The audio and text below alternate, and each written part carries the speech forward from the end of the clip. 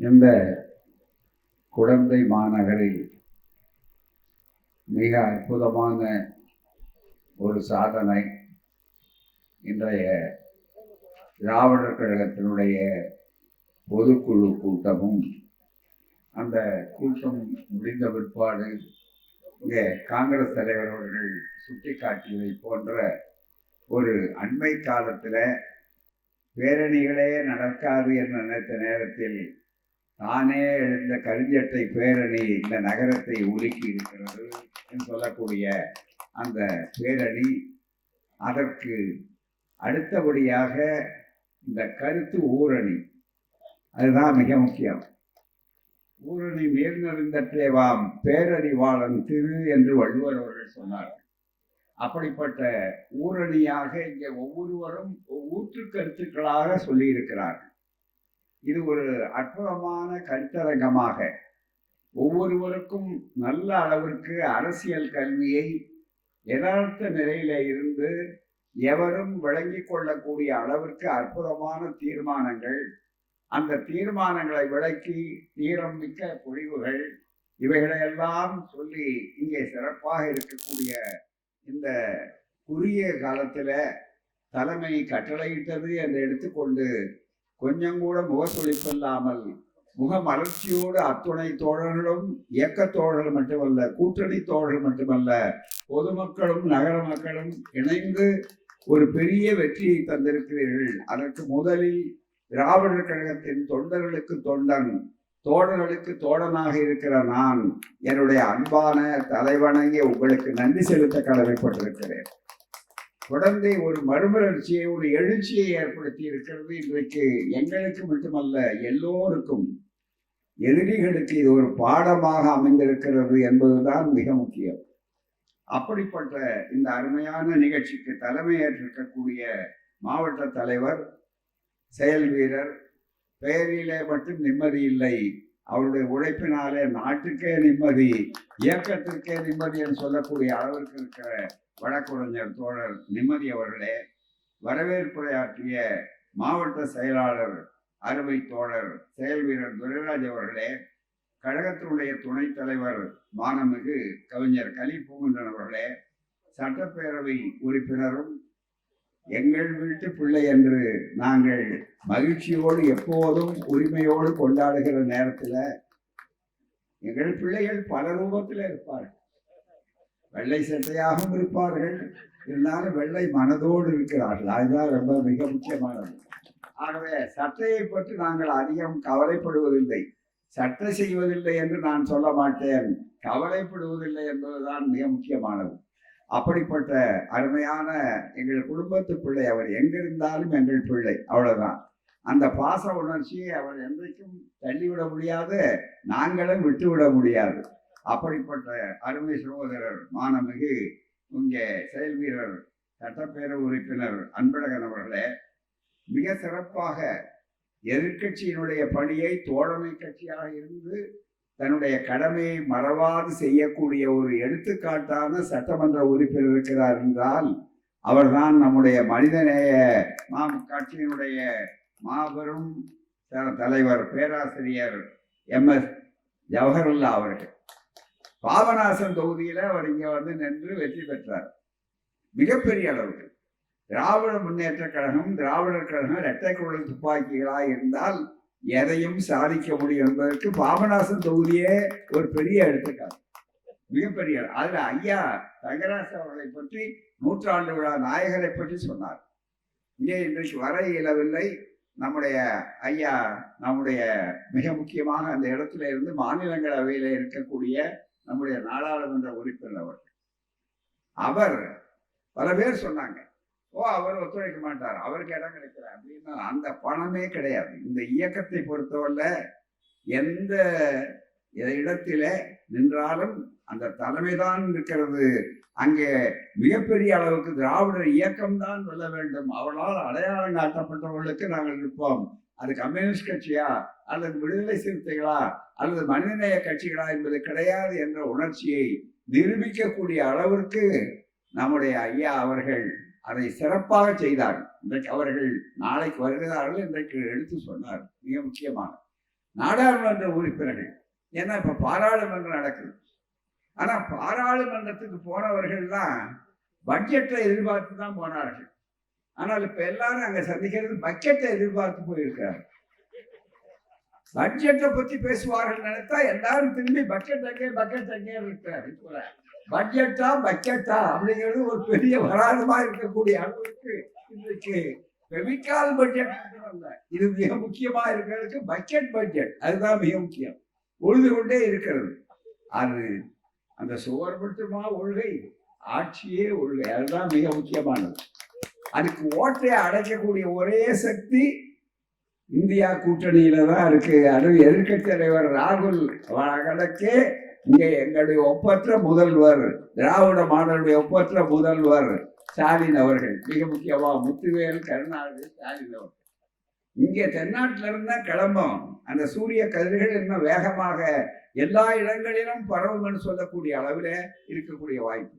அப்படிப்பட்ட அருமை சகோதரர்களே, அதே போல இங்கு தஞ்சை மாவட்ட வடக்கு காங்கிரஸ் தலைவர் TR லோகநாதன் அவர்களே, CPM மாவட்ட செயலாளர் திண்ணை பாண்டியன் அவர்களே, விடுதலை தமிழ் புலிகள் கட்சியினுடைய தலைவர் குழந்தை அரசன் அவர்களே, நம்முடைய அருமை சகோதரர் என்றைக்கும் பகுத்தறிவாளர் மேனாள் சட்டப்பேரவை உறுப்பினர் குத்தாலம் நம்முடைய அருமை சகோதரர் அவர்களே, கல்யாணம் அவர்களே, இந்த நிகழ்ச்சியிலே குழந்தை வழக்கறிஞர்கள் சங்க தலைவர் விவேகானந்தன் அவர்களே, இந்திய யூனியன் முஸ்லிம் லீக் மாநில அமைப்பு செயலாளர் ஆடுதுறை ஐயா ஷாஜான் அவர்களே, தமிழக வாழ்வுரிமை கட்சியினுடைய கட்சி மாவட்ட செயலாளர் செல்வம் அவர்களே, திராவிடர் கழக செயலவை தலைவர் மானமிகு வழக்கறிஞர் வீரமர்த்தினி அவர்களே, திராவிடர் கழக பொது பொருளாளர் குமரேசன் அவர்களே, திராவிடர் கழக பொதுச் செயலாளர் அன்புராஜ் அவர்களே, மாநில ஒருங்கிணைப்பாளர்கள் ஜெயக்குமார் அவர்களே, குணசேகரன் அவர்களே, மாநில கிராம பிரச்சார குழு அமைப்பாளர் அதிரடி அன்பழகன் அவர்களே, துணை பொதுச் செயலாளர்கள் இன்பக்கனி அவர்களே, பிரின்ஸ் NRS பெரியார் அவர்களே, மதிவதனி வழக்கறிஞர் மதிவதனி அம்பது அவர்களே, மாவட்ட காப்பாளர்கள் முதுபெரும் பெரியார் பெருந்தொண்டர்கள் இளங்கோவன் ஐயனார், அதே போல கோவிந்தன் அவர்களே, அதே போல தஞ்சை, நாகை, திருவாரூர், பட்டுக்கோட்டை, மன்னார்குடி, மயிலாடுதுறை, அரியலூர், காரைக்கால் பல பகுதிகளில் வந்திருக்கக்கூடிய மாவட்ட கழக பொறுப்பாளர்களே, அருமை நண்பர்களே, அனைத்து இயக்கங்களை சார்ந்த பெருமக்களே, உங்கள் அனைவருக்கும் அன்பான வணக்கம். அருமையாக ஒவ்வொருவரும் கருத்துக்களை சொன்னார். இந்த கூட்டம் ரொம்ப குறுகிய காலத்திலே சொன்னாலும் மிக அற்புதமாக தோழர்கள் இணைந்து சிறப்பாக சொல்லி இருக்கிறார். இதுல நிறைய புத்தகங்களை கொண்டு வந்திருக்கிறோம். இந்த புத்தகங்களை வாங்கணும். தந்தை பெரியார் அவருடைய சுயமரியாதை இயக்கத்தை அவள் பரப்புவதற்கு கையாண்ட முறை இருக்கிறத, ஒன்று பேச்சு, இன்னொன்று எழுத்து, மூன்றாவது போராட்டம். இவைகளெல்லாம் இந்த முறையில தான் இந்த நூற்றாண்டு விழாவை கண்டிருக்கிறது. அதை பற்றி நான் அடுத்து சொல்லுகிறேன்.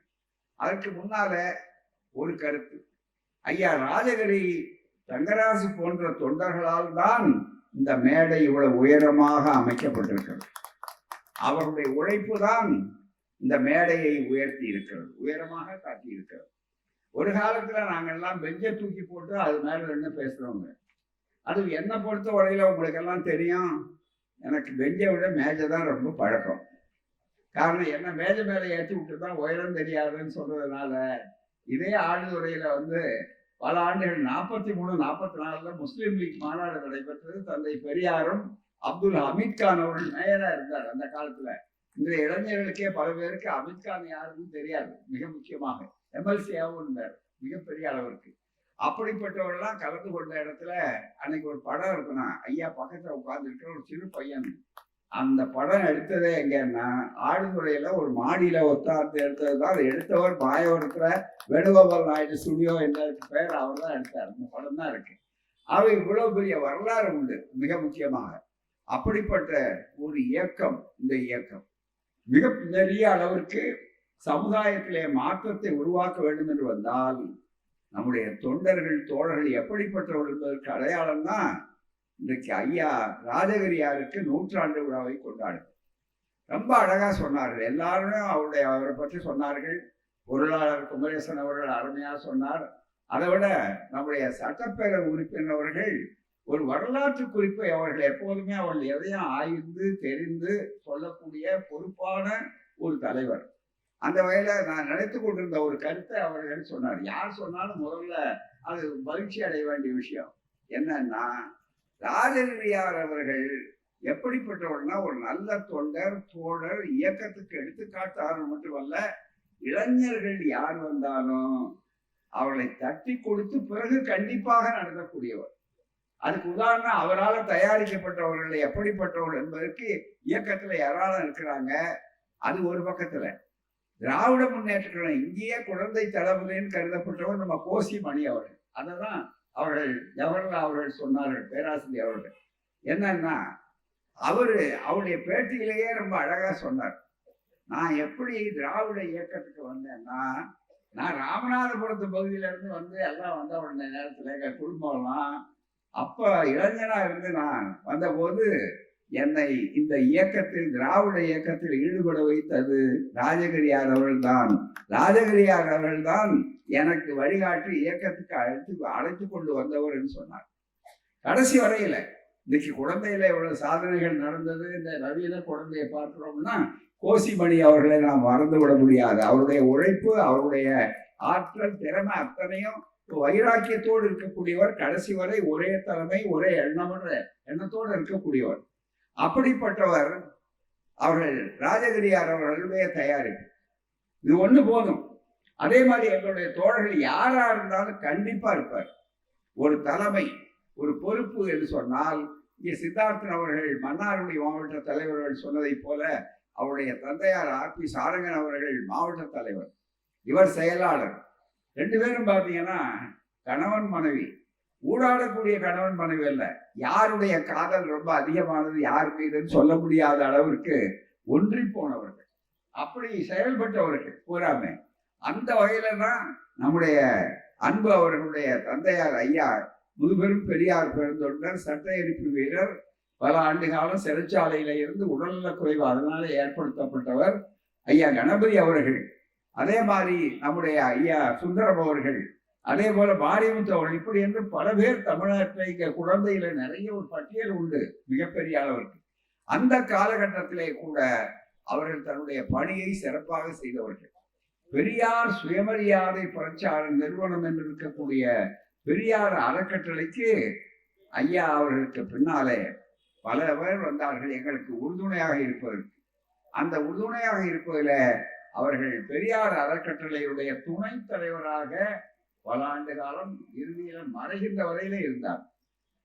தலைவராக இருக்கக்கூடியவர் இன்றைக்கு 102வது ஆண்டை காணக்கூடிய நம்முடைய ஐயா கா சண்முகம் அவர்கள் 102வது வருஷம். இதுல வேடிக்கை என்னன்னா, எல்லாம் வல்ல ஆண்டவன் உங்களுக்கு நீண்ட ஆயுளை தர வேண்டும் என்று கடவுள் நம்பிக்கையாளர் சொல்றாரு. அவரை நான் குறைச்சி மதிப்புள்ள, அவருடைய ஆசை எண்ணம். ஆனா ஆண்டவனையே ஏற்காதவர்கள் என்று நம்பிக்கையே இல்லாதவர்கள் தான் இங்க மிக முக்கியமா 102 வயது எங்களுடைய தலைவர் அவர் சண்முகம் அவர்கள். பெங்களூர்ல 104 வயது உள்ளவர் இருக்காரு. அதே மாதிரி ஆத்தூர்ல 103 வயது உள்ளவர் இருக்காரு.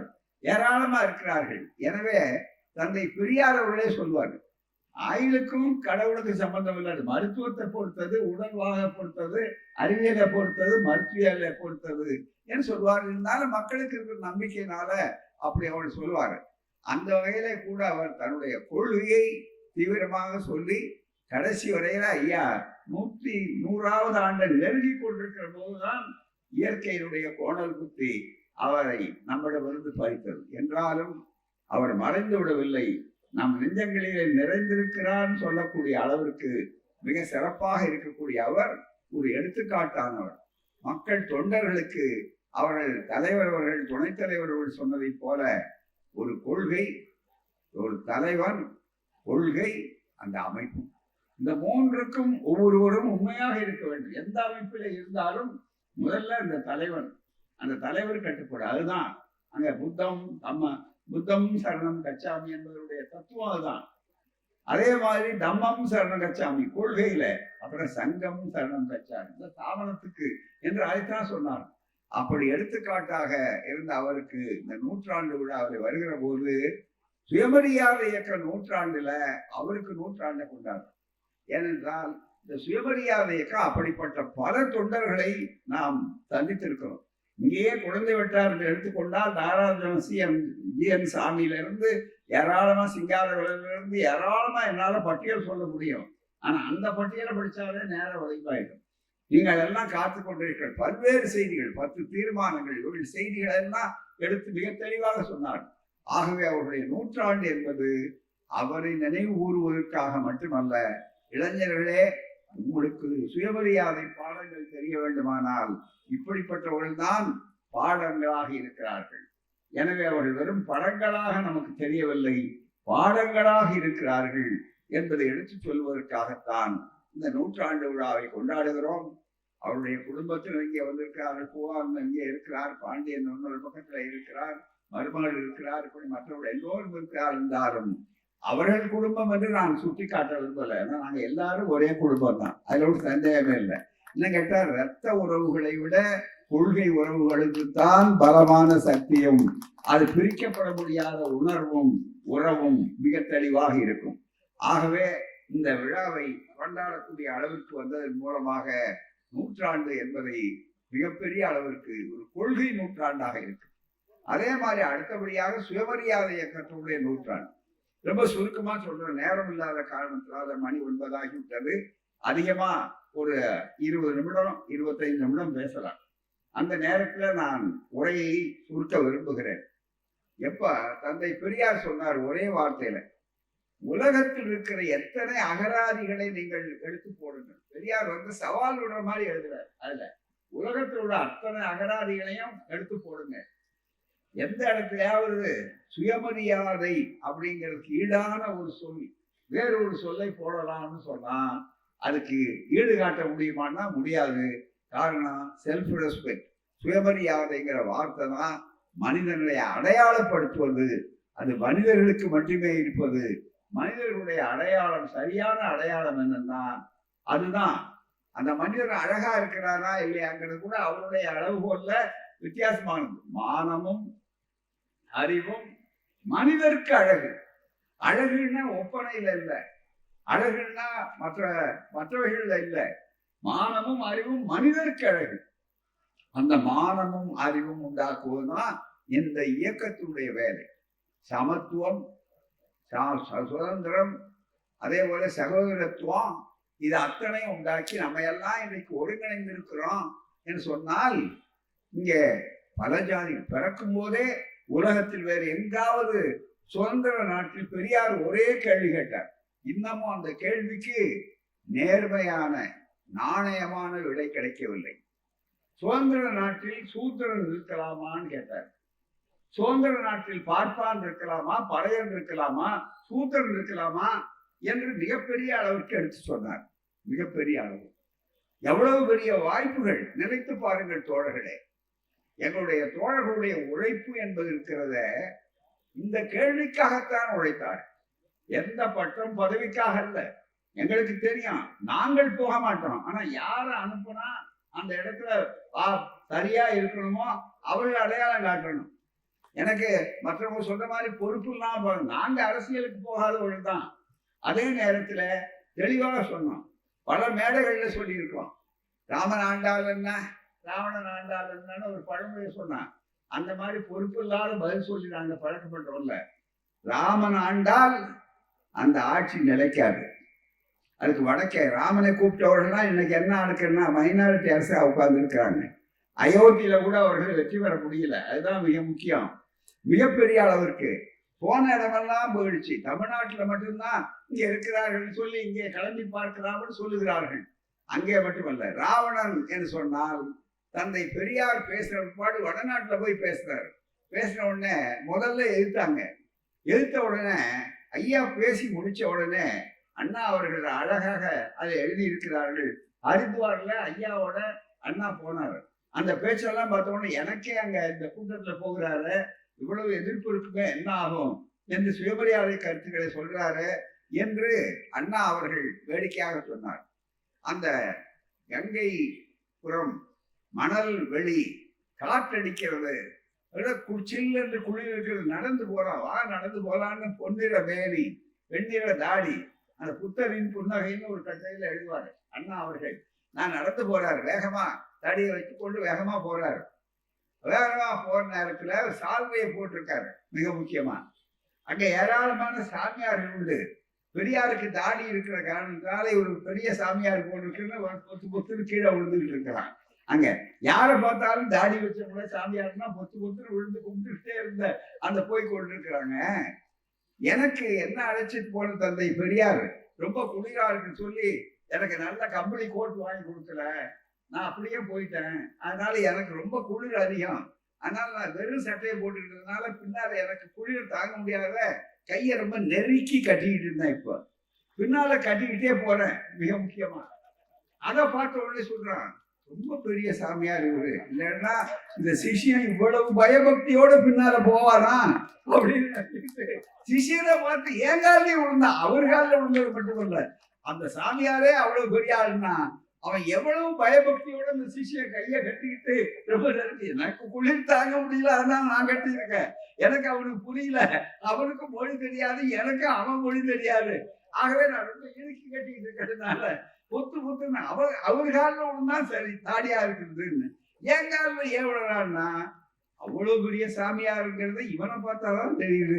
எவ்வளவு அடக்கமா இருக்கிறான் பாருங்க, எவ்வளவு பயபக்தியோட அவருக்கு முன்னால போறாரு பாருங்க இவரு அப்படின்னு நினைச்சாங்க. ஐயா வேடிக்கையாக சொன்னார் அண்ணா அவர்கள். அவர் பேசுறாரு. அப்படிப்பட்ட ஒரு காலகட்டத்துல அங்க பேசி விட்டு கடைசியில பேசி முடிச்ச உடனே இப்போ சொல்லுங்க, ராமன் ராவணன் யார் யோக்கியர்னு கேட்ட உடனே ராவணாக்கி ஜே என்று அவரை பழமொழி சொன்னார். இன்றைக்கு மிகப்பெரிய அளவு இருக்கு. ஏனென்றால் சுயமரியாதை இயக்கம் இருக்கிறது, அது சாதாரணமானது அல்ல. அதைத்தான் தளபதி அழகிரி அவர்கள், அஞ்சானஞ்சன் அழகிரி அவர்கள் பல மேடைகளில் எடுத்து சொல்லுவார். அந்த கம்பீரம் அப்படி நின்று கொண்டு சொல்லும் போதே அவர் வேகமா சொல்லுவார், ஈட்டி எட்டிய வரையிலே பாயும். அவருடைய வார்த்தை ஈட்டி எட்டிய வரையிலே பாயும், பணம் பாதாள வரையிலே பாயும். அந்த கம்பீரமா திருப்பி சொல்லுவார். ஆனால் எங்கள் பெரியார் ராமசாமியுடைய கொள்கை, அவர் சொன்ன வார்த்தை, எங்கள் பெரியார் ராமசாமியுடைய கொள்கை இருக்கிறது, அது அண்டபிண்ட சராசரங்கள் அத்தனையும் பாய்ந்து அதுக்கு அப்பாலும் பாயும். அதுதான் ஒரு அண்டபிண்ட சராசரங்கள் அத்தனையும் பாய்ந்து அதுக்கு அப்பாலும் பாயும்னாரு.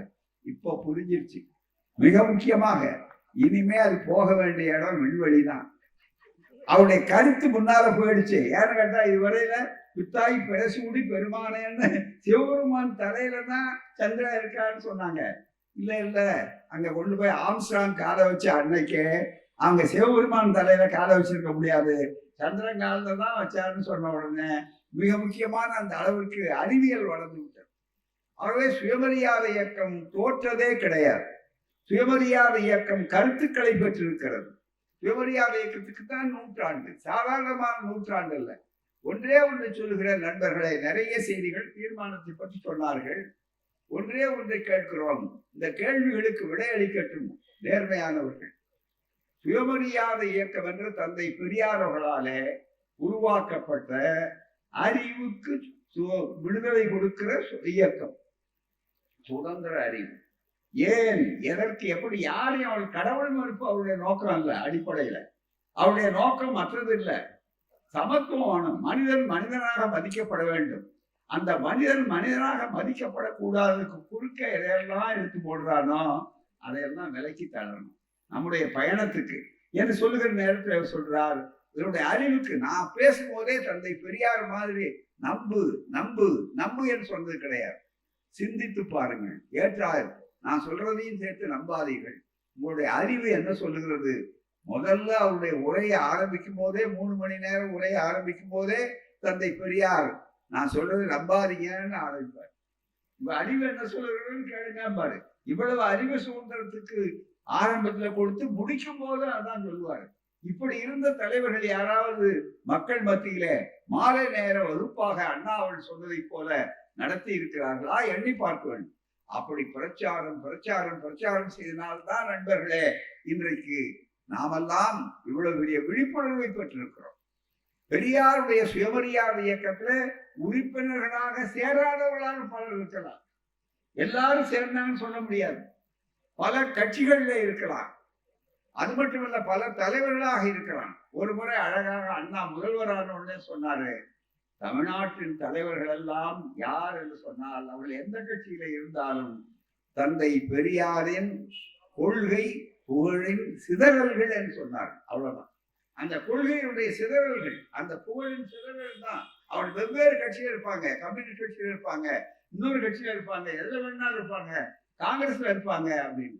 இன்னைக்கு காங்கிரஸ் எந்த அளவுக்கு வந்ததுன்னு சொன்னா 1925 தந்தை பெரியார் காஞ்சிபுரத்திலிருந்து வெளியே வந்த அதன் காரணங்கள் என்னவோ, அப்படி எப்படிப்பட்ட காங்கிரஸ் உருவாகணும்னு ஐயா அவர்கள் தீர்மானம் கொடுத்தார்கள்.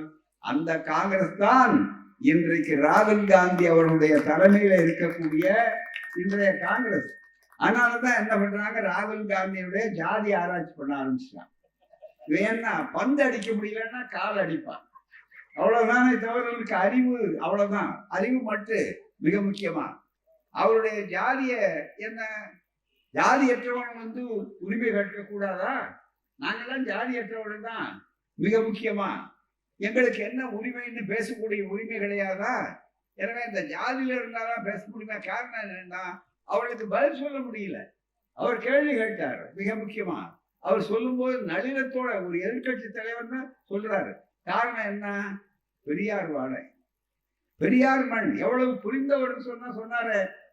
மோடியை வைத்துக் கொண்டு சொன்னார், மோடிஜி நீங்க என்ன 100 வருஷமானாலும் தமிழ்நாட்டில் நீங்கள் உங்கள் கதை வேகாது, தமிழ்நாட்டில் ஒருபோதும் கால் ஊன்ற முடியாது.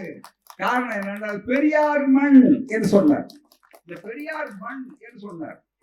இந்த பெரியார் மண் அதுதான் சுயமரியாதைகள்.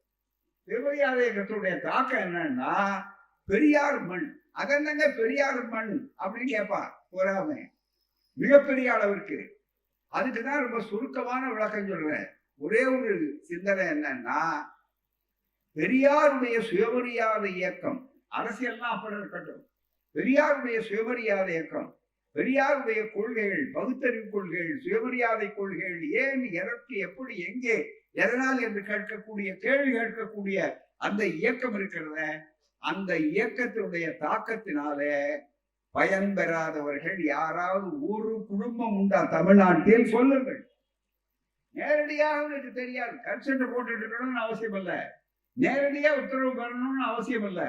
ஒரே ஒரு குடும்பம், அவர் பட்டம் போட்டிருப்பார், இருந்தாலும் அவருடைய பையன் இன்னைக்கு கல்லூரியில படிப்பார், பட்டதாரியா இருப்பார், டாக்டரா இருப்பார், என்ஜினியரா இருப்பாருன்னா என்ன அர்த்தம்?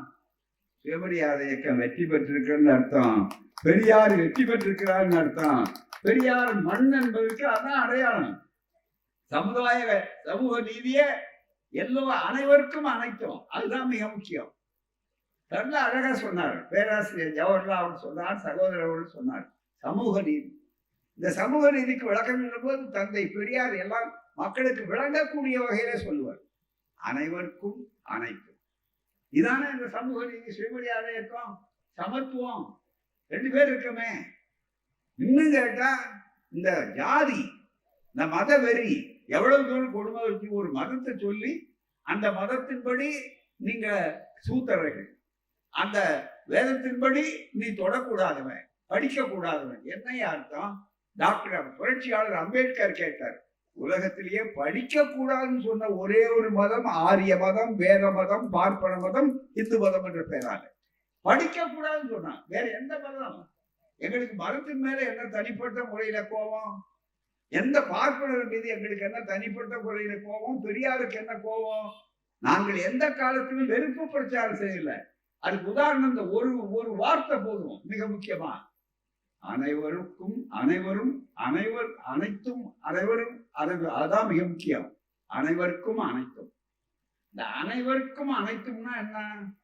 பார்ப்பனர்களுக்கும் உண்டு பங்கு. அவங்களெல்லாம் கடலை தூக்கி போடுங்கன்னு யாரும் பெரியார் சொல்லலை, அவங்களெல்லாம் விரட்டுகன்னு சொல்லலை, அவங்களுடைய குடியுரிமை இல்லாம சொல்லுங்கன்னு இன்னைக்கு இஸ்லாமியர்களை பார்த்து, கிறிஸ்தவர்களை பார்த்து மற்றவர்களை சொல்லுகிறீர்களே.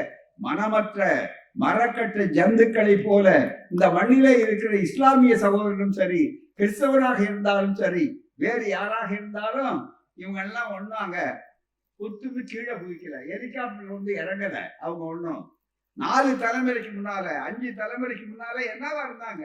மிக முக்கியம், அமாவாசையா இருந்த ஆதி திராவிடத்தோட தான் அல்லாஹ் பக்ஷானார். அல்லாஹ் பக்ஷான உடனே வாங்க சதாமங்கிரியனே, அமாவாசையா இருக்கிற வரையில ஆடி அமாவாசையோட விட்டுட்டியா, அதுதானே தவிர வேற ஒண்ணுமே இல்லையே. அண்ணா அதை எடுத்து மிக தெளிவாக காட்டுவார்கள். எனவே சமத்துவத்தை வேண்டும் என்று சொல்லி அவள் உருவாக்கினார். எங்களுக்கு தனிப்பட்ட முறையே ஒன்றும் கிடையாது. அப்படிப்பட்ட பார்ப்பர்கள், காலங்காலமாக எங்களை வைத்த பார்ப்பர்கள் கூட நீங்க 3% இருக்கிறீர்களா, உங்களுக்கு உங்க பங்கு படிங்க, எங்களுக்கு அது உங்களுக்கு பங்கு கொடுக்க கூடாதுங்கிறது அல்ல என்று சொன்னார். இன்றைக்கு அந்த சமுதாயமும் பெரியாருக்கு கடமைப்பட்டிருக்கிறது. அதுதான் மிக முக்கியம். யாரும் மறுக்க முடியாது. ஏன்னு கேட்டீங்களா, ஒரே ஒரு சொல்றேன், தாய்மார்கள் சகோதரிகள் இங்க இருக்காங்க, தயவு செய்து நாங்கள் யாருக்கும் வெறுப்பு பிரச்சாரம் செய்வதில்லை. மனித நேயத்தோடு இருக்கக்கூடிய இயக்கம், சமத்துவம், சகோதரத்துவம், சமதர்மம் என்றெல்லாம் மனித நேயம். மனிதனுக்கு மனிதன் வேதம் இருக்கக்கூடாது, சம ஈவு இருக்க வேண்டும் என்று சொல்லுகின்ற இயக்கம் தான் சுயமரியாதை இயக்கம். அந்த சுயமரியாதை இயக்கத்தின் மறு வடிவம் தான் திராவிடர் இயக்கம். அதனுடைய ஆட்சிதான் இன்றைக்கு அதனுடைய தாக்கம். அது இந்தியா முழுவதும் அதனுடைய தாக்கத்தை விரிவுபடுத்தி கொண்டிருக்கிறது. அப்படிப்பட்ட ஒரு சூழ்நிலையில தயவு செய்து எண்ணி பாருங்கள்.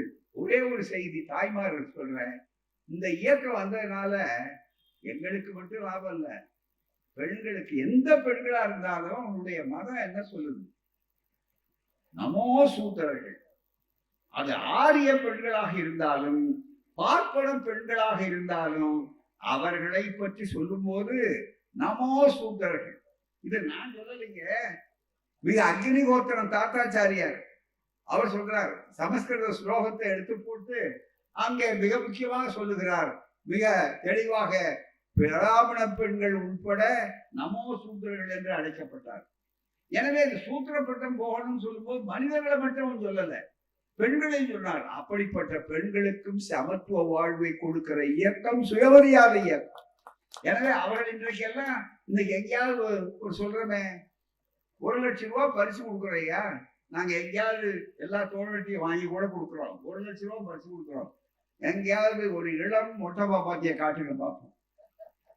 நான் கோபத்துல சொல்லல, வெறுப்புல சொல்லல, அவரை நல்ல வரவேற்பு சொல்றோம், நல்ல மாறுதல், அதுதான் மிக முக்கியம். முதல்ல அப்படி இல்லையே. எத்தனை ஆண்டுகளுக்கு முன்னால வீட்டுக்கு முன்னால ஒரு அறையை கட்டி வச்சிருப்பான், அதுக்கு முன்னால மொட்டை, அந்த பெண்ணு இறந்து போனா, அந்த பையன் இறந்து போனா உடனே மொட்டை அடிச்சு வெள்ளை சீலை உடுத்தி குச்சப்படுத்தி அந்த உட்கார காமிச்சிருப்பானே. இன்னைக்கு அந்த சொல்லு இருக்கு, அங்கேயாவது மொட்டை பாப்பாத்துக்கிற வார்த்தையை நம்ம இன்னைக்கு காப்பாற்ற முடியுமா, பார்க்க முடியுமா, காட்சிப்படுத்த முடியுமா? காட்சிப்படுத்த முடியாது. கமலஹாசன்ல தசாவதாரத்துல பார்க்கலாமே தவிர வேற எங்கேயுமே பார்க்க முடியாது. அதுதான் மிக முக்கியமானது. இருக்கக்கூடாது. இந்த மாற்றம் தான் சுயமரியாதை இயக்கம் செய்தது. சுயமரியாதைக்கு என்ன செய்ததுன்னா, அக்ரகாரத்திலையும் புகுந்து அக்ரகாரத்திலையும் புரட்சி செய்த இயக்கம் தான் இந்த சுயமரியாதை இயக்கம். நாங்கள் மட்டும் சொல்லல, போலீஸ் கமிஷனரா ராதாகிருஷ்ணன் இருந்தார். அவர் அன்னை மணியம்மையாரோட அவர் வீட்டு திருமணத்துக்கு இறங்கி அழைத்தார். ஐயாவுக்கு பிறகு சென்னை நகர போலீஸ் கமிஷனர் இருந்தார். அவர் பெரிய எழுத்தாளர், கி ராதாகிருஷ்ணன், கீரான்னு சொல்லுவார்கள் அவரை. அவர் அப்படிப்பட்டவர். வரும்போது சொன்னார், எங்க அம்மாவிடத்துக்கு சொல்றாரு, அன்னை மணியம்மாள் அவர்கிட்ட, அம்மா, இந்த இயக்கத்தினால மற்றவர்கள் எப்படி பயன்பெற்றாங்களோ எங்க சமூகம் நல்லா பயன்பெற்றிருக்கு. காரணம் என்னன்னா, இன்னைக்கு யாரும் நாங்க பழைய பஞ்சாயத்தை வைக்கிறது இல்லை. எவ்வளவுக்கு எவ்வளவு மாற முடியுமோ மாறுறோம், ஆனா மற்றவர்கள் தான் மாறுறது இல்லைன்னார். அதுக்கு தவத்தின் குன்றகுரோடிகளார் நல்ல விளக்கம் சொன்னார். ஏன் நம்மால் தான் இப்ப அதிகமாகறான், அவன் ரொம்ப ஜாக்கிரதையா இருக்கான். ஏன்னா அவனுக்கு இல்லைங்கிறது நல்ல விஷயம் தெரியும். அதனால அவர்கள் பயன்படுத்த வேண்டிய அளவுக்கு அவள் வைத்திருக்கிறார்கள். ஆனால் இங்க அதிகமா ஆடுறாங்களே. அடிகளார் சொன்னாரு, நூற்றாண்டு நாயகர் அவரு. அப்படிப்பட்ட அடிகளார் சொன்னாரு, பேயை விட பேய் பிடிச்சவன் தான் ரொம்ப ஆடுவான். பேய் பிடிச்சதா காட்டுறவன் தான் ரொம்ப ஆடுவான். அடிக்க அடிக்க ஒடுக்க பேயே ஆடாது. பேய்க்கு தெரியும் இருக்கா இல்லையாங்கிறது அப்புறம். அது மாதிரி இன்றைக்கு பேய் பிடிச்சவன் தான் நம்மளால் ஆடிக்கிட்டு இருக்கான். ஜாதி வெறி, அதே மாதிரி மற்ற வெறிகள், இது அத்தனையும் ஆடிக்கொண்டிருக்கிறான். அவர்களை அங்கேயும் போய் அவர்களை மாற்றி காட்டியது என்பது மிக மிக முக்கியமானது. இந்த சமுதாயம் எல்லாரும் படிச்சிருக்காங்க, இன்னைக்கு எல்லாரும் வாய்ப்பை கொடுத்திருக்காங்க. அதை தடுக்கிறது தானே இப்ப போராட்டம், சமூக போராட்டம் தாங்க அரசியல்ல வெளியே வருது. எனவே நான் தந்தை பெரியார் சொல்வார், இந்த நாட்டில் அரசியல் போராட்டம் உண்மையாக நடைபெற்றதில்லை, அதுக்கு வர்ணம் தீட்டி காட்டுறாங்களே தவிர அரசியல் போராட்டம் என்று அது முழுக்க முழுக்க சமூக போராட்டம், இன போராட்டம் தான் நடந்து கொண்டிருக்கிறது. எல்லோருக்கும் படிப்பை கொடுக்காத ஒரு அணி, எல்லோருக்கும் எல்லாம் கிடைக்க வேண்டும் எதிரணி. இதுதானே சுயமரியாதை இயக்கம். எனவே நான் சுயமரியாதை என்பது மனிதனுக்கு மாறும். இவ்வளவு வளர்ந்த அமெரிக்காவில் உங்களுக்கு ஆச்சரியமா இருக்கும், இப்பதான் ஒரு புத்தகம் வந்திருக்கு. இந்த புத்தகத்துக்கு என்ன தலைப்பு தெரியுங்களா? The search for self respect. சுயமரியாதையை தேடி கண்டுபிடிக்கணும். சுயமரியாதைக்காக தேடினா சுயமரியாதைங்கிறதே அவருக்கு ஒரு மூமெண்ட் இருக்குங்கிறதே இவருக்கு தெரியல. மிக முக்கியமா மிகப்பெரிய அளவுக்கு நமக்கு 100 ஆண்டு கொண்டாடிட்டு இருக்கோம். இப்பதான் சுயமரியாதை அவங்க ஆரம்பிக்கிறாங்க. வளர்ந்த நாடு என்பது பாலபாடம், வளராத நாடு என்பது அவருக்கு சொல்லிக் கொடுக்கக்கூடிய மிகப்பெரிய பல்கலைக்கழக கூடம் என்று சொல்லக்கூடிய அளவிற்கு வந்திருக்கிறது என்றால் தந்தை பெரியாருடைய உழைப்பு எப்படிப்பட்டது என்று எண்ணிப்பார். இன்னமும் நாம் கடக்க வேண்டிய தூரம் இருக்குது. என்ன, நாம கட்டின கோயில், நாம அடிச்சு வச்ச சிலை, நாம எல்லாம் இருக்கு. மிக முக்கியமா இல்ல, அதுதானே ராகுல் காந்தி பட்ஜெட்ல கேட்டார். அதுதானே எங்க தோழர்கள், எங்க எம்பிக்கள் கேட்கிறாங்க. என்ன பதில் சொல்ல முடியல உங்களால? அல்வா கிண்ணாரு அப்படின்னு உடனே பிடிக்க தலையை காட்டுறாங்க அந்த அம்மா. அல்வா கிண்ணாரு அவர் கேட்டார். அல்வா கிண்ணாங்க, சரி அல்வா கொடுத்தீங்க, அந்த கிண்ண அல்வாக்கு பக்கத்துல எல்லாம் நிக்கிறாங்களா, இது யாராவது ஒடுக்கப்பட்டவன் இருக்கானான்னு கேட்டார். ஒடுக்கப்பட்டவன் எங்க இருக்கிறான்?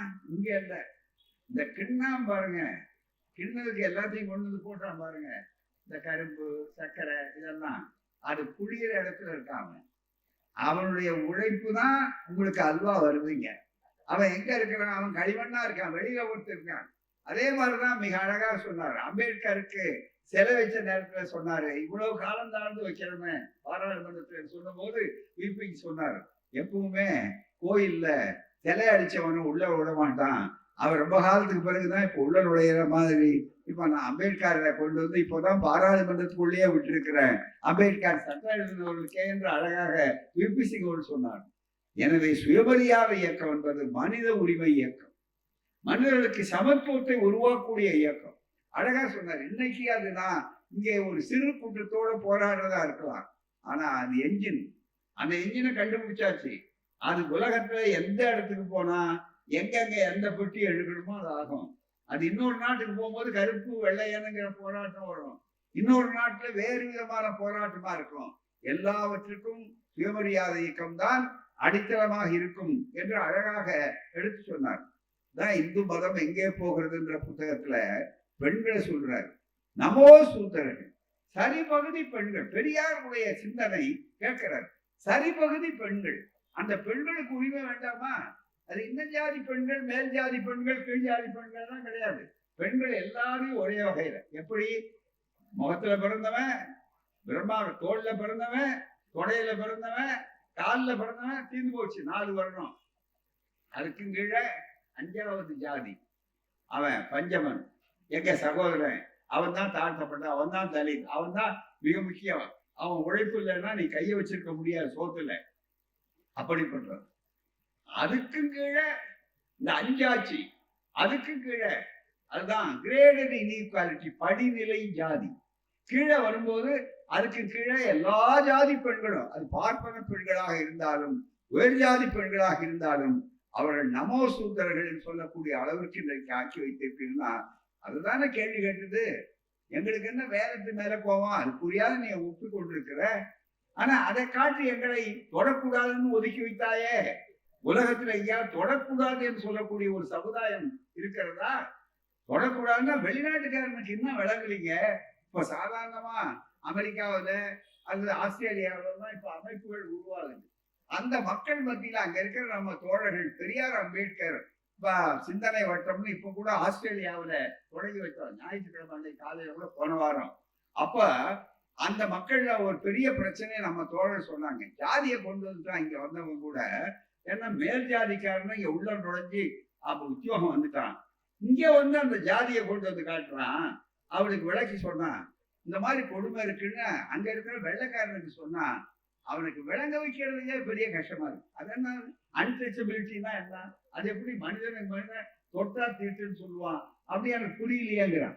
அதை விட என்ன கொடுமை அவளுக்கு சொன்னோம், அன்சீயபிலிட்டி. அன்அப்ரோச்சபிலிட்டி. தீண்டாமை மட்டுமல்ல, தொடாதது மட்டுமல்ல, தீண்டத்தகாதது மட்டுமல்ல நண்பர்களே, பார்த்தாலே தீட்டுங்கிறார். அது மட்டுமல்ல, நெருங்கினாலே தீட்டுங்கிறார். இவ்வளவு காட்டு மிராண்டித்தனமான ஒரு இடம் இன்னமும் இருக்குதுன்னா எத்தனை சுயமரியாதை இயக்கங்கள் தேவை, எவ்வளவு காலத்துக்கு சுயமரியாதை இயக்கங்களுடைய அந்த பணி தேவை என்பதை எண்ணி பாருங்க. ஆகவேதான் ரொம்ப மிக முக்கியம். நீங்க நினைக்கலாம், என்னங்க இப்ப யாருங்க இருக்கு இந்த மனு தர்மத்துல எழுதி வச்சிருக்காங்க, பன்றி அதுல முகர்தனாலும் அதுல எழுதுனா பன்றி போய் அதை சாப்பாடு இருந்ததுன்னா அதை போய் அப்படி மோங்கிற மாதிரி கிட்ட போனா அப்ப தீட்டு. ஆனா அதுல வாய வச்சா நாய்கள், அது தீட்டு. ஆனா அதை விட ரொம்ப மோசம் எதுன்னா, மனிதன் சூத்திரன் கீழ்ஜாதிக்காரன் பார்த்தாலே தீட்டு. அதுதான் மனு தர்மத்துல இருக்கு. அந்த மனு தர்மம் தானே இன்னைக்கு சட்டம் மாற்றப்பட்டிருக்கிறதா? மீண்டும் அதை கொண்டு வர வேண்டும் என்பதற்கு தானே மைனாரிட்டி அரசாக இன்றைக்கு இருக்கிற மோடி அரசு மீண்டும் சொல்லுகிறது அரசியல் சட்டத்தை. இந்த அரசியல் சட்டத்தை மிக தெளிவாக எழுதி கொண்டு வந்த நேரத்துல இந்த சட்டத்துக்கு பதிலாக வர வேண்டியது நியாயமாக மனு தர்மம் தான் சொன்னது தானே RSS. ஏன் அந்த RSS தடை செய்ய நீக்கணும் நாம் கண்டிக்கிறோம் சொன்னால் முழுக்க முழுக்க அதனால்தான். ஆகவே நண்பர்களே, மனித நேயத்துக்கே எதிரி இவருக்கு. நாங்கள் வேற ஒண்ணுமே இல்லை, மனித நேயத்துக்கு எதிரி. எப்படி ஒரு கோவிட் என்பது இருக்கிறத, அந்த மிகப்பெரிய தொற்று நோய் கோவிட் வந்தோம், எவ்வளவு பேர் இழந்திருக்கிறோம். நல்லதான் இருந்தா திடீர்னு போயிட்டானே ரொம்ப ஆள், எவ்வளவு பேர் இழந்திருக்கிறோம், எவ்வளவு பேர் நாம இன்னும். ஆனா அது தீர்ந்து விட்டதா இல்லை, பல ரூபம் எடுக்குங்கிறான். மிக முக்கியமா இந்த ரூபம் எடுக்கும், அதுல இருந்து இந்த ரூபம் எடுக்கணும். ஜாதி அதே மாதிரிதான் இந்த இடத்துல இருக்கு. அந்த பல ரூபம் எடுக்கிற ஜாதியை ஒழிக்கக்கூடிய ஒரே மருத்துவம் தந்தை பெரியாருடைய சுயமரியாதை இயக்கம். அந்த சுயமரியாதை தூரணும், இல்லையானா இப்படிப்பட்ட வாய்ப்புகள் கிடையாது. எழுதுனா கிட்ட வரக்கூடாது, தொடக்கூடாது அப்படின்னு நினைக்கக்கூடிய இன்னமும் பெரிய மாறுதல் வந்து விடவில்லை. எந்த சுயமரியாதை கட்சி என்னங்கிறான், அதெல்லாம் இப்ப முந்தி இருந்ததுங்கிறான். ஆனா கிராமத்துல என்ன, இந்த சுடுகாட்டுக்கு போக முடியலையே, வெக்கமா இல்ல, தலைகுனிவா இருக்க. சுடுகாட்டுக்குள்ள பக்கத்துல, இதே பக்கத்துல மயிலாடுதுறையில அதுக்கு பக்கத்துல ஒரு கிராமத்துல இறந்து போன உட்பாடு தூக்கிட்டு போறாங்க. செத்து போன உட்பாடு போனா என் ஜாதி வழியா போகக்கூடாது, 3 நாள் வச்சிருக்காங்க. காவல்துறை வந்து அங்க சமரசம் பேசுறாங்க. உயர் நீதிமன்றம் வரும், ஏதோ ஒரு ஊரா எல்லா இடத்துலயும் வேதனையா இருக்கு, வெட்டக்கூடிய ரத்தம் கொதிக்குது. மனித நேயம் 100 வருடம் முயற்சிக்கு பிறகு உலகத்துல எங்கேயாவது உண்டா? ஒரு எண்ணெயா சுடுகாட்டு. All our differences ceases with the grave, cease with the grave சொல்லுவார்.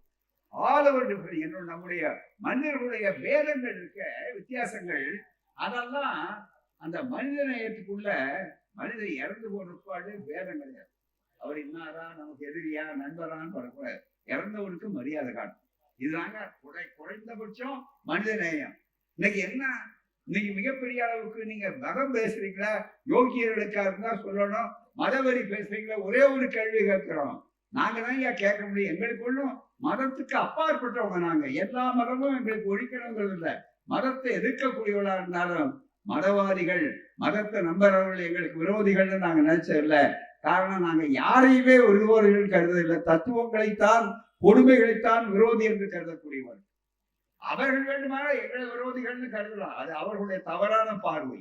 ஆனால் அப்படிப்பட்ட சூழ்நிலையில ஒன்னே ஒரு கேட்கிறேன், மனிதனை எங்க இருந்தது? கோவில்ல பாத்தீங்கன்னா சென்னையில நடந்த செய்தியை சொல்றேன், ஒன்றும் கற்பனை இல்லை, புராணம் இல்லை. இறந்து போறாரு சொந்தக்காரன் போய் அவனை போய் அந்த அடக்கம் பண்றதுக்கு பயந்த நேரத்துல இஸ்லாமிய சகோதரர்கள போய் அங்க நேரா தொண்டர் உணர்வோடு தூக்கி கொண்டு போனாங்க. அப்போ உன் மதம் எங்க போச்சு?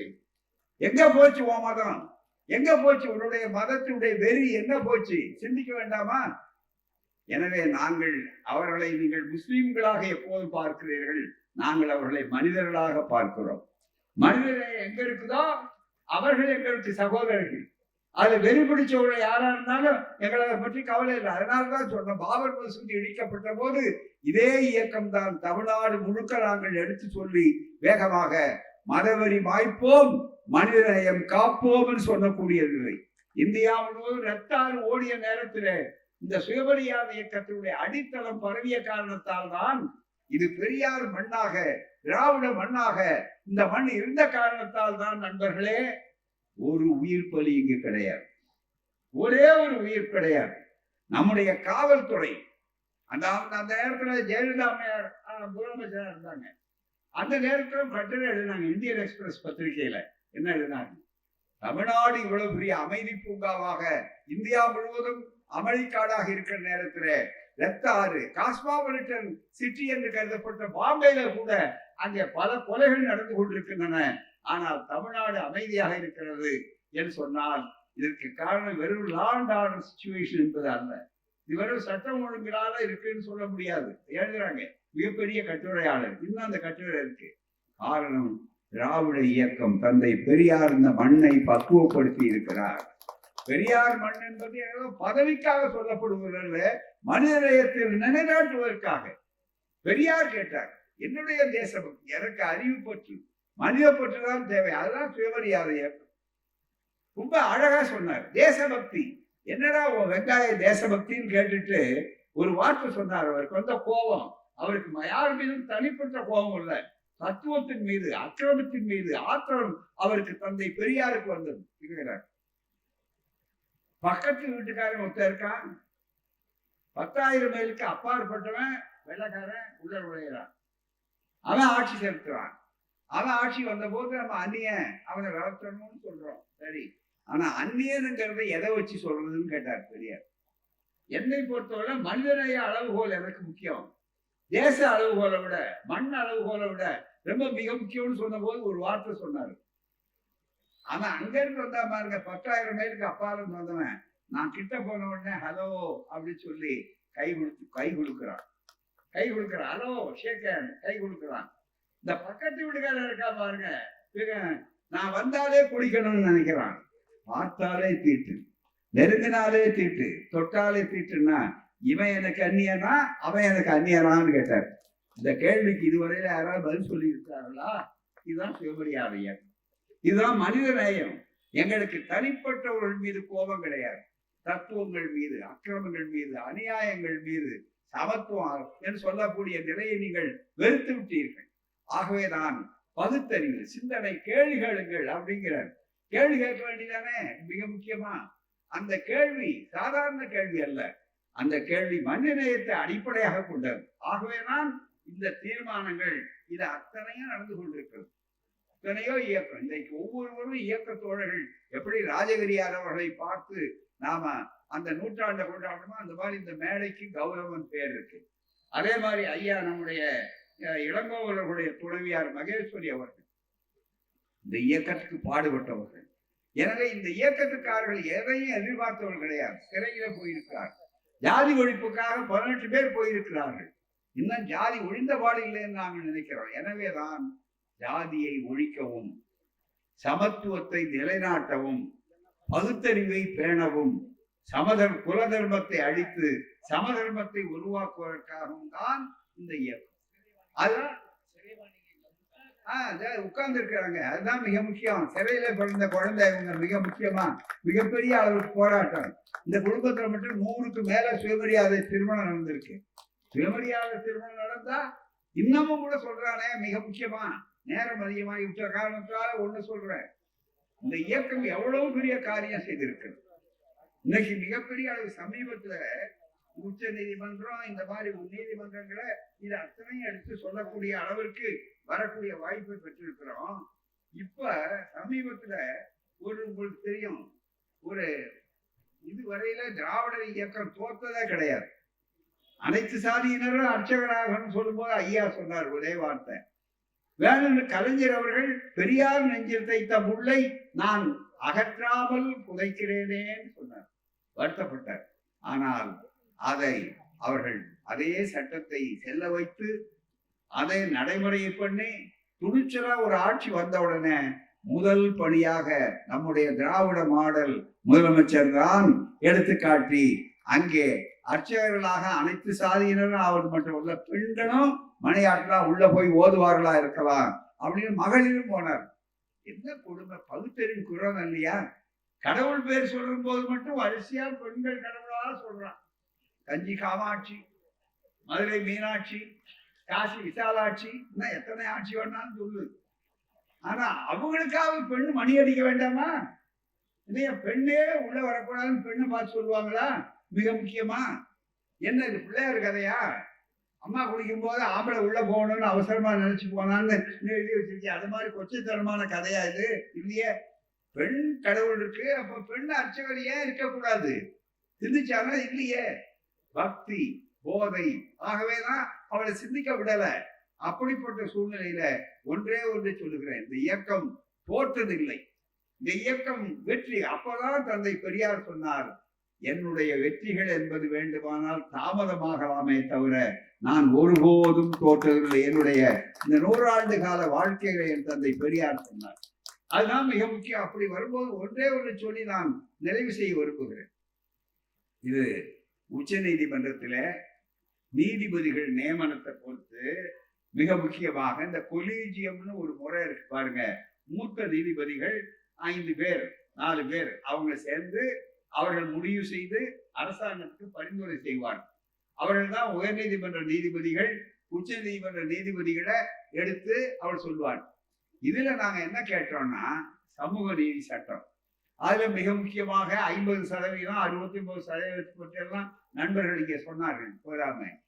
சமூகத்துல இந்த ஆட்சியில இன்னைக்கு வந்தாச்சு, அதை ஒழிக்கிறதுக்காக தான் இன்னைக்கு மோடி பிரயோஜனப்படுறாரு. RSS முழுக்க முழுக்க முயற்சி பண்றாங்க. இன்றைக்கு சட்டமன்றத்துல பார்த்தீங்கன்னா ஒடுக்கப்பட்ட சமுதாய மக்களுக்குரிய உரிமைகள் குரல் கேட்க ஆரம்பிச்சது. நாடாளுமன்றத்துல மிகப்பெரிய அளவு கேட்க ஆரம்பிச்சது. ஏன்னால அவரால் செயல்பாடு பண்ண முடியல. ஆனா இது அத்தனையும் ஒழிக்கிறதுக்கு என்ன வழி அப்படின்னு ரொம்ப சாமர்த்தியமா கையாண்டான். ஏன்னா அவன் புது புது உத்திகளை கையாடுவான். புது அந்த தந்திரங்களை புரிந்து கொள்றதுக்கே நம்ம மக்களுக்கு ஒரு தனியா ஒரு நுண்ணாடி வேணும். அந்த நுண்ணாடி தான் பெரியாருங்கிற நுண்ணாடி. அதுதான் சுயமரியாதை இயக்கம், அதுதான் விடுதலை, அதுதான் இந்த இயக்கம். இது அடிக்கட்டுமானம். அப்படி வரும்போது நண்பர்களே என்ன செய்தார்கள் சொன்னால், நீதிமன்றத்தில் நாம போய் உட்கார்ந்து, ஏன்னா நீங்க என்ன சட்டம் வேணாலும் நிறைவேற்றுங்க, என்ன கவலை இல்லை. இங்க ஒரு ஆளுநர் உட்கார்ந்துக்கிட்டு எல்லாத்தையும் நான் உட்கார்ந்து மேல போட்டிருப்பேன்னு சொல்லிட்டு இருக்காரு பாருங்க. அது மாதிரி இருக்கக்கூடிய அளவிற்கு உடனே அங்க நீங்க போனீங்கன்னா அவர் ஒரு சிகப்பு பென்சில் மாதிரி வச்சுக்கிட்டு அங்க நாம 234 மெம்பர்கள் உட்கார்ந்து எல்லாரும் பண்ணி ஓட்டு போட்டு செல்வார்கள். அங்க 500 லட்சம் பேர் போவாங்க. ஆனா ஒரே வரியில ஒரு கோடு போட்டுருவார். மிக முக்கியமா இது செல்லாது அப்படின்னு சொல்லக்கூடிய, அதாவது வியாக்கியானம் போறான்.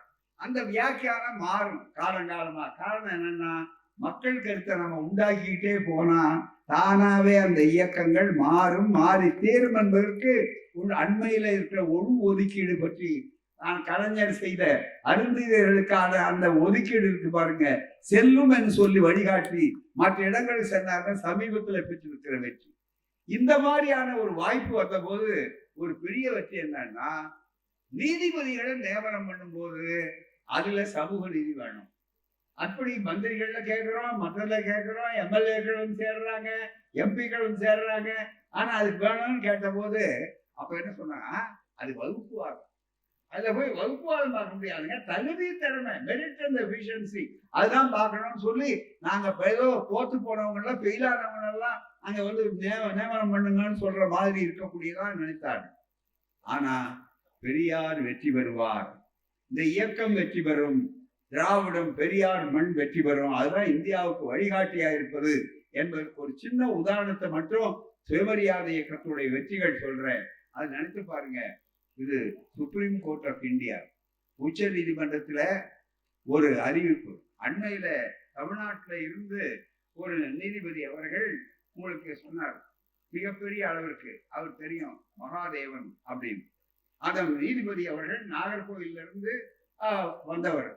அவரை பரிந்துரை செய்யறாங்க கொலீஜியத்துல.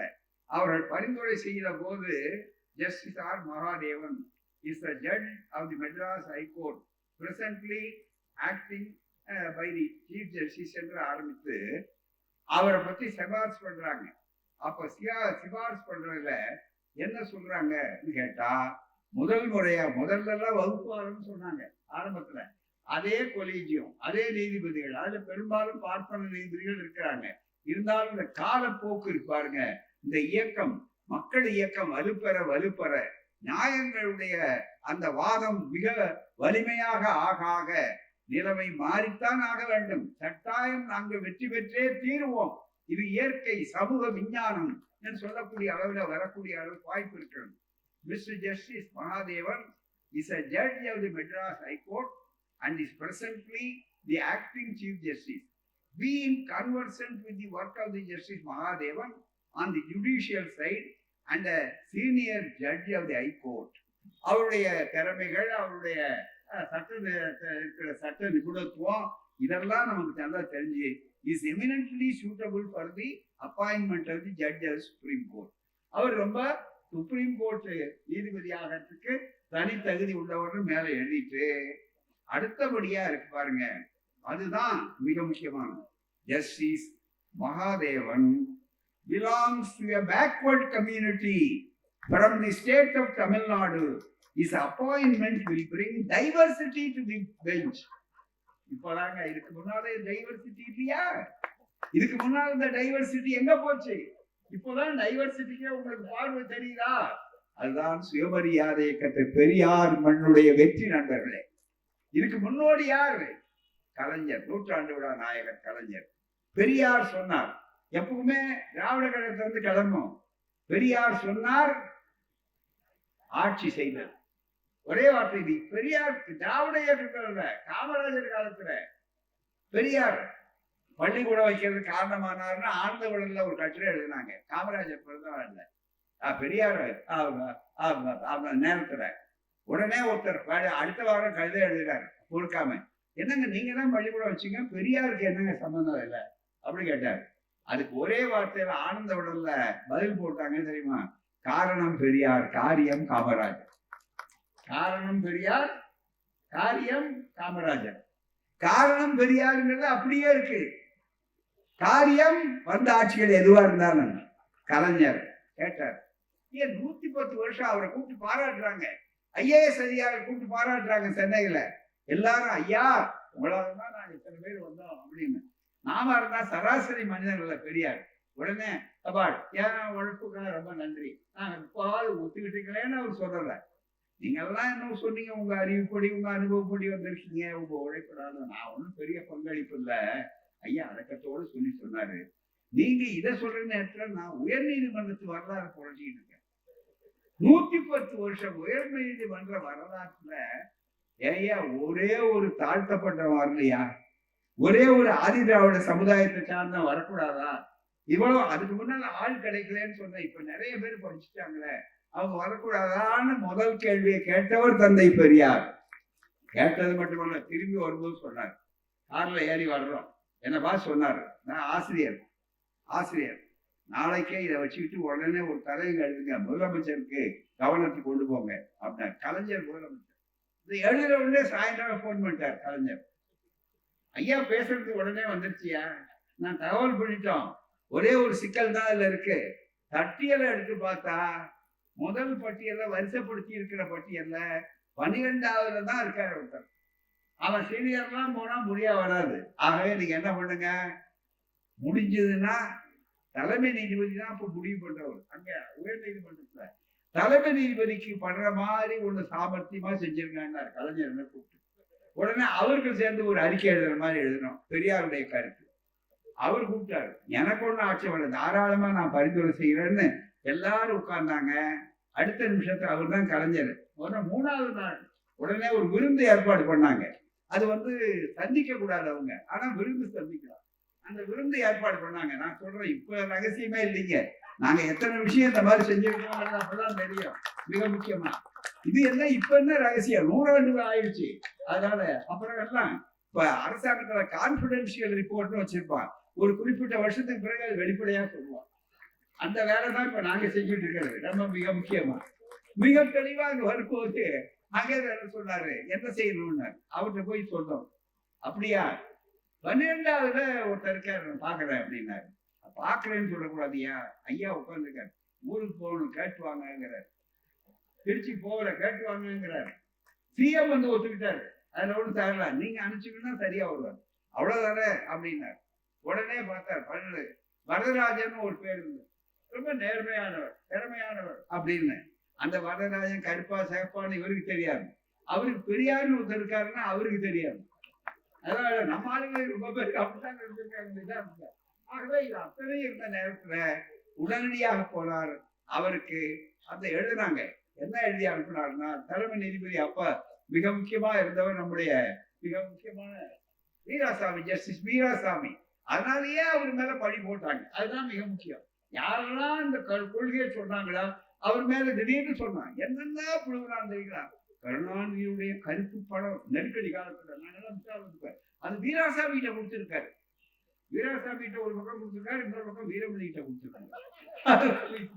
அங்க போய் திடல்ல போய் தேடி பார்க்கலாம் அப்படின்னு. அதனால அப்படி ஏதாவது கொடுத்திருந்தாருன்னா வாங்கி இருக்கலாம் மகிழ்ச்சியோட. கொடுக்கலையே, எங்களுக்கு ஏமாற்றம் தான், அதோட சந்தேகமே இல்லை. அப்படிப்பட்ட ஒரு சூழ்நிலையில மிகப்பெரிய அளவிற்கு அங்க உடனே அங்க போனாரு. உடனே அவர் எழுதினார். இல்ல அவருக்கே தெரியாதுங்க. யாருக்கு? என்ன நீதிபதிக்கே அவர் இல்லா ஜட்ஜா இருக்காரு. எங்க? தென்னார்காட்டுல கடலூர்ல 12வது வரிசையில இருக்காரு. வந்த உடனே மிக முக்கியமா அங்க இருந்து போய் உடனே அவசரமா எழுதினார், நான் பரிந்துரை செய்கிறேன் அப்படின்னு. உடனே செயல்பாடு தமிழ்நாடு அரசாங்கத்தை வரவேற்கிறது, எங்களுக்கு ஆட்சேபம் அல்ல அவர் மேல. உடனே எழுதினார். எழுதி கலைஞருடைய செயல்திறன் எப்படிப்பட்டதுன்னா, இது பத்திரிகையில இது அனுபவம். அப்போ ஒய்பி சவான் உள்துறை அமைச்சரா இருக்காரு. மிக முக்கியமா உள்துறை அமைச்சர்னா அந்த காலத்துல இதெல்லாம் முடிவு பண்ணக்கூடியவங்களா இருப்பாங்க சட்ட அமைச்சகத்தை விட. அப்ப இருந்த நில அன்றைக்கு படுத்து உடனே கொண்டு போனார். நம்ம சட்ட அமைச்சர் மாதவன், அங்க மாதவன் அழைச்சார் கலைஞர். சிஎம் முதலமைச்சர் நேரா எடுத்து போங்க, பைலெல்லாம் அனுப்பாதீங்க, நீங்களே விமானத்தை பிடிச்சி டெல்லிக்கு போங்க, நேரா உள்துறை அமைச்சர் சவானை பாருங்க, இங்க மிக முக்கிய அவசரம் இது அப்படின்னு ஒருத்தர் கொடுங்க. கொடுத்து உடனே கிளியரன்ஸ் வாங்குங்க, வாங்கிட்டு தான் திரும்பி நீங்க வரணும்னாரு. 2 நாள்ல வாங்கிட்டு வந்துட்டாரு. இங்க வந்த உடனே உத்தரவு போயிடுச்சு. திடீர்னு ஒரு நாள் போய் ஜில்லா ஜட்ஜா உட்கார்றாரு கடலூர்ல. ஜஸ்டிஸ் வரதராஜன், ஜஸ்டிஸ் வரதராஜன் இல்ல, ஜில்லா ஜட்ஜி வரதராஜன் உட்கார்றப்ப, சார் உங்களுக்கு ஒரு ஆர்டர் வந்திருக்கு, உங்களை அனுப்புறாங்க ஒரு தபால். அவருக்கே பிரிச்சு பாக்குறாரு. நீங்க அப்பாயிண்டட் ஹைகோர்ட் ஜட்ஜ், உடனே வந்து சார்ஜ் எடுக்கணும் அப்படின்னாரு. இவருக்கு போறது கூட கார் இல்லைங்க. ரொம்ப நேர்மையானவர். கட்சிக்காரன் யாராவது கார் கொடுத்தா கூட போக மாட்டார். அவரு ஒரு சாதாரணமா ஒரு ஜட்கா வண்டியை பிடிச்சோ அல்லது வேற ஏதோ ஒரு வாடகை கார் பிடிச்சதான் ரயில்வே ஸ்டேஷனுக்கு போனார் கடலூர்ல. இதுதான் உண்மையானது. அந்த ஜோலார்பேட்டை பாரசாரதி எங்க தோழந்தார், அவர் அழைச்சிட்டு அதுக்கப்புறம் பெரியாரால தான் வந்துக்கா, பெரியார் எங்க இருக்கிறார், எனக்கு அவர் அழகு பாராட்டமே இல்லையான்னாரு. அப்ப பெரியாரை பார்க்க போற, நீங்க என்ன வந்து பார்க்க வந்தீங்க, பார்க்க வந்தாலே ஆபத்தாச்ச, நீங்க எல்லாம் பதவியில இருக்கணுங்கிறதா எனக்கு முக்கியமே தவிர என்ன பார்க்கணுங்கிறது எனக்கு முக்கியம் இல்லைன்னு தந்தை பெரியார் சொன்னார். அப்பதான் கலைஞர் வந்து வரதராஜன் நியமித்தார். பெரியாருக்கு மகிழ்ச்சி, வரவேற்கிறோம், பாராட்டுகிறோம்னு கலைஞரை மிகப்பெரிய அளவுக்கு சொன்னார். பெரியாருக்கு மகிழ்ச்சி, ஒடுக்கப்பட்டவர்களுக்கு மகிழ்ச்சி, சமூக நீதிக்கு வெற்றி என்று சொல்லக்கூடிய நிலையில. ஆனா என்ன பண்ணுவான், 80 வயசு பார்ப்பனர் எந்திரிச்சு வக்கீலா இருக்காரு போறார். நானும் வக்கீல் தான், அதனால வக்கீல்கள் யாரும் கோச்சிக்க மாட்டாங்க. ரிட்டையர்மெண்ட் இல்லாத ஒரு தொழில் அது. மிக முக்கியமா 80 வயசு ஆனாலும் 90 வயசு ஆனாலும் இவரானார் மயிலாடு தான், அது ஒரு சந்தேகமே இல்லை. மிக முக்கியமா அங்க வந்த உடனே இவர் வந்து மயிலாட் யாரு, 80 வயசு உள்ள ஐயங்காரு எந்திரிச்சு உட்காந்துட்டு வரதராஜனுக்கு முன்னால பெஞ்சில உட்காந்துருக்காரு. வரதராஜன் மயிலாடுங்கிறாரு. என்ன அர்த்தம், ஓயின் கடவுளே அப்படின்னு. உண்மையாவா சொல்லுவாரு? கருணாநிதி ஒழிக, பெரியார் ஒழிக, ராமசாமி நாய்க்கு ஒழிக அப்படின்னு சொல்லிட்டு மயிலாடு அப்படின்னு சத்தம் கொடுத்து, நீ எதை வேணாலும் சொல்லிட்டு போய்யா, எங்கால உட்கார வச்சமா இல்லையா அப்படின்னாரு. அவரு தான் நேர்மையான நீதிபதியாக கடைசி ஒரு அப்பழுக்கப்பட்ட நீதிபதியாக ஒரு ஒடுக்கப்பட்ட சமுதாயத்தை சார்ந்த எங்கள் சகோதரர் இருந்தார் மட்டுமல்ல, மீண்டும் ஒரு வழிகாட்டினார் கலைஞர். சமூக நீதியுடைய வெற்றி பரிமாணங்கள் இது. இத்தனையும் இந்த இயக்கங்களுடைய வெற்றி. உடனே இவரே சுப்ரீம் கோர்ட்டுக்கு முதல் நீதிபதி. தாழ்த்தப்பட்ட சமுதாயம், ஒடுக்கப்பட்ட சமுதாயம், ஆதி திராவிட சமுதாயத்தை சார்ந்து முதல் முறையாக போனவர் அவரு. இந்த சின்ன பச்சைக்கார ஆட்களுக்கெல்லாம் இந்த விஷயம் தெரியாது. அவன் கேட்கிறான், திராவிட இயக்கம் எங்களுக்கு என்ன பண்ணுதுன்னு கேட்கிறான். அவனுக்கு கோவணங்கட்ட தெரியாத காலத்துல பெரியார் மொழியில, ஏன் மொழியில உனக்கு என்ன நடந்ததுன்னு தெரியாது, தெரிஞ்சுக்கணும், அதுதான் மிக முக்கியம். அப்படிப்பட்ட சமூக நீதி இயக்கம் இந்த இயக்கம். சுயமரியாதை இயக்கம் என்ன செய்தது? யாருக்கு? எங்களுக்கு என்ன, அவருக்கு சம்மதம் சொல்லிவிட்டு give representation. இதுல அதுதான் மிக முக்கியம். பாருங்க, இன்னைக்கு வந்தது, the collegium has taken the note of the fact that Justice Mahadevan ranks third in the order of the presently serving judges of the Madras High Court, including judges who have been posted as Chief Justice outside the Madras Court. இவருக்கு முன்னால கூட தலைமை நீதிபதியானவர்கள் வெளிமாநிலங்கள்ல உயர் நீதிமன்றத்துல கூட இருக்கிறாங்க. இவர் 3வது தான் அந்த வரிசையில இருக்காரு. ஏன் இவர் 3வது வரிசையில இருக்கிறவரை, நாங்க இருக்கிறவரை நாங்க இப்ப சிபாரிசு பண்றோம் அப்படின்னு கொலீஜியம் இன்னைக்கு இருக்கிற அந்த தேர்வு குழு இருக்க, அந்த தேர்வு குழு சொல்லும் போது காரணம் என்ன மிக முக்கியம் தெரியுங்களா? இந்த வாக்கியம் மிக முக்கியம். இதுக்காக தான் எத்தனை முறை நாங்கள் போராடி இருப்போம், எத்தனை முறை ஆர்ப்பாட்டங்கள், எத்தனை முறை மறியல்கள், எத்தனை முறை சிறைச்சாலைகள் கொண்டிருக்கிறோம். இந்த இயக்கம் உங்களுக்காக என்ன செய்தது என்ற நீதிக்காக, நியாயத்திற்காக, நேர்மைக்காக எவ்வளவு போராடி இருக்கிறது என்று எண்ணி பாருங்க. மகாதேவன் சொல்லிவிட்டு அட் திஸ் ஸ்டேஜ், இந்த வார்த்தை தான் கவனிக்கணும் நீங்க எல்லாம். இந்த இயக்கம் எப்படி வெற்றிகரமாக இருக்கிறது. எதிரிகளாக இருக்கிறவர்கள் மாறல, அவங்க இருந்தாலும் அவங்க கையை பிடிச்ச பேனாவை வச்சு எழுத சொல்றோம். At this stage the collegium has given precedence, முன்னுரிமை, precedence to the candidature of Mr. R. Justice Mahadevan in order to give representation to the backward community. பிற்படுத்தப்பட்டவர்களுக்கு பிரதிநிதித்துவம் கொடுக்க வேண்டும் என்பதற்காகத்தான் இவரை சொல்லுகிறோம். முதல் முறையாக இந்த வரலாற்றிலேயே சமூக நீதியை அங்கீகரித்து எழுதப்பட்டிருக்கிறார்.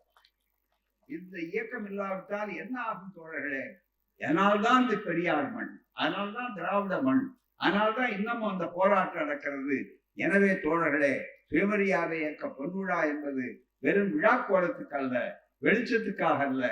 நீட் தேர்வு ஒழிப்பு என்று நாம் போராடுவது இருக்கிறத வெற்றி பெறுவோம். முதல் கட்ட சொன்னாங்க, நீங்க மட்டும்தானே கேட்கறீங்கன்னு கேட்டாங்க. இன்னைக்கு இல்ல, இந்தியா போராவலையும் அந்த தீ பரவட்டும் என்று அண்ணா சொன்னதை போல இன்றைக்கு அந்த உணர்வுகள் வெளியாகிவிட்டது. நிச்சயமா எங்களுக்கு 18 ஆண்டுகள் எம்ஜிஆர் இருந்த போது நுழைவுத் தேர்வை எதிர்த்து போராடி வெற்றி பெற்றோம், கலைஞரும் திராவிடர் கழகமும். மீண்டும் அதுபோல எத்தனை ஆண்டுகளானாலும் நீட் தேர்வை ஒழிப்போம், மீண்டும் வெற்றி பெறுவோம், புதிய சமுதாயத்தை உருவாக்குவோம், ஜாதியை ஒழிப்போம், ஜாதி கொடுமையை ஒழிப்போம், ஆணவ கொலைகளுக்கு இடம் இருக்காது, மூட நம்பிக்கையை அழிப்போம், மனித நேயத்தை வளர்ப்போம் என்பதுதான் இந்த இயக்கம். எனவே சுயமரியாதை இயக்கத்துடைய நூற்றாண்டு என்று சொன்னால் சமத்துவத்தின் நூற்றாண்டு, சமத்துவ போராட்டத்தின் நூற்றாண்டு, பகுத்தறிவுடைய வெற்றியின் நூற்றாண்டு. சுயமரியாதை இயக்கத்தின் நூற்றாண்டு என்று சொன்னால், நம் ராஜகிரியாருடைய நூற்றாண்டு என்று சொன்னால் அதனுடைய அடையாளம் என்னவென்றால் மனிதத்தினுடைய வெற்றி. மனிதர்கள் வெற்றி பெற்றிருக்கிறார்கள், மனிதம் வெற்றி பெற்றது, சமத்துவம் வெற்றி பெற்றது. சுயமரியாதை என்பது மனிதர்களுக்கு இருக்க வேண்டிய அடிப்படை தத்துவம். மானமும் அறிவும் மனிதருக்கு அழகு என்ற உணர்ச்சி நாடெல்லாம் உலகெல்லாம் பரவக்கூடிய அளவிற்கு இந்த பணியை செய்வோம். நாம் அயர மாட்டோம். கடைசி வரையில அதற்காக இளைஞர்கள் தங்களுடைய இன்னுயிரையும் தருவதற்கு தயாராக இருக்கக்கூடிய ஒரு பட்டாளம். இது ஒரு இராணுவம். இராணுவம் அத்தனை கதியமா இருக்கணும்னு அவசியம் இல்லை. நாங்கள் இராணுவத்துக்கு போகிறவர்கள் வீட்டிலே உத்தரவாதம் கிடையாது. அது போலத்தான் பெரியாரின் இராணுவம், கருஞ்சட்டை படை இராணுவம். இந்த இராணுவம் சுயமரியாதை இயக்க இராணுவம். இந்த இராணுவம் உங்களுக்காக போராடும், எங்களுக்காக அல்ல. உங்கள் பிள்ளைகளுக்காக போராடும், உங்கள் பேர பிள்ளைகளுக்காக போராடும், உங்களை சமத்துவமாக்க போராடும், உங்களை மனிதர்களாக்குவதற்காக போராடும், உங்கள் சமத்துவத்துக்காக என்றைக்கும் துணை நிற்கும். எனவே வாரீர், வாரீர், வாருங்கள். நீங்கள் வந்தாலும் சரி, வராவிட்டாலும் சரி, எங்கள் பணி நிரந்தர பணி. எங்கள் பணி தற்கொலை பட்டாளமாக மாறினாலும் எங்கள் பணி அமைதியாக, யாருக்கும் தொல்லை கொடுக்காமல், யாரையும் வருத்தாமல், எங்களை வருத்தி கொண்டு, எங்களை அடக்கி கொண்டு, எங்களை தியாகம் செய்து கொண்டு உங்களுக்காக உழைப்போம். கடைசி இரத்த அணு இருக்கிற வரையில உழைப்போம். சுயமரியாதை வாழ்வை சுக வாழ்வாக உண்டாக்குவோம் சொல்லி வெற்றிகரமாக நடத்திய தோழர்களுக்கும் நீண்ட நேரம் கேட்ட உங்களுடைய ஒத்துழைப்புக்கும் நன்றி, வணக்கம். வாழ்க பெரியார், வளர்க சுயமரியாதை. நன்றி, வணக்கம்.